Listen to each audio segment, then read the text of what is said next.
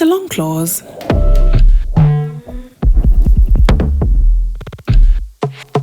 Is a 55-year-old virgin. They have never had relations. An incel by definition, if not by ideology.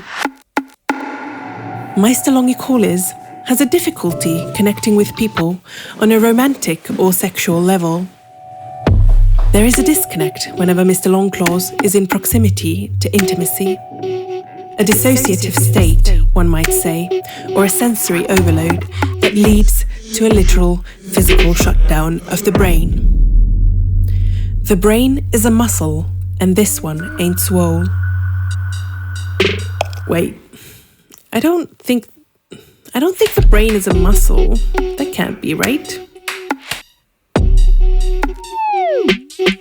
What is trying to be said here is that the brain of Muggle Longclawson is broken, and they have not put in the effort required to fix it. What a sad, unfortunate tit.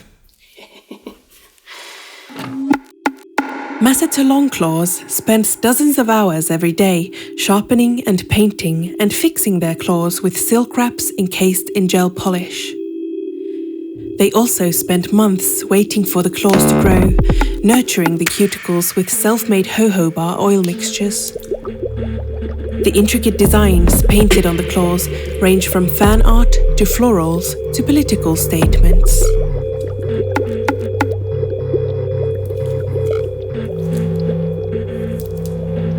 Mrs. Longclaws has gained a small following of dedicated fans fawning over their talents. None of them are all that interested in the designs or technique of Master Longitudinal's claw art. Instead, they pore over the length and shape and sharpness and penetrative and blood-drawing ability of the nails.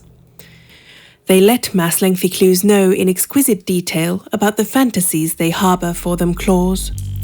About how they will have the sharp stiletto nails scrape at their back or their thighs or the shaft of the peignoir, leaving bloody red marks behind for weeks, reminding them of the ecstasy experienced.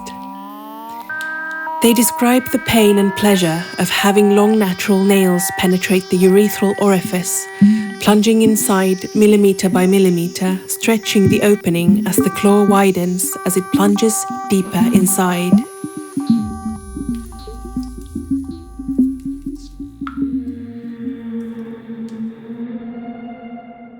Monster Longclonk does not fantasize about any of this. In all honesty, they do not understand the appeal. They do not wish to kink shame, nor do they find the imagery disturbing. They do, however, have a childlike curiosity towards this intense, narrowly focused physical desire that they themselves cannot relate to. This ferocious hunger and need that overrides all social norms of how to approach and address strangers whose talents you admire. Also, Master Klankisari has a deep-seated need for attention and affection and intimacy that they have never really fulfilled.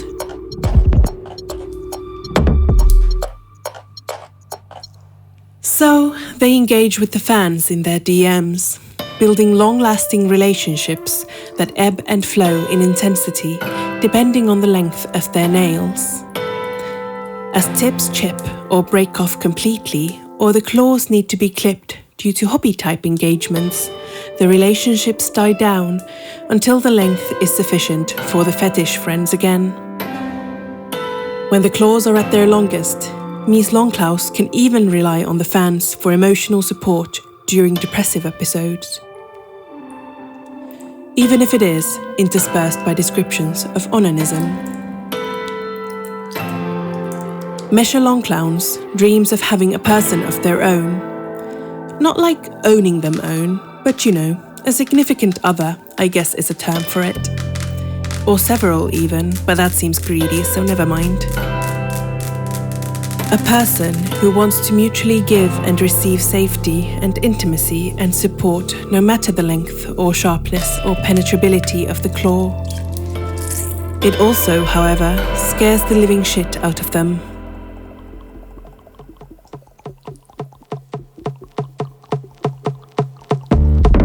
Missy Longisculosis feels like such a thing is an impossibility to find, and marvels at all the people around they see who have seemingly found such a thing.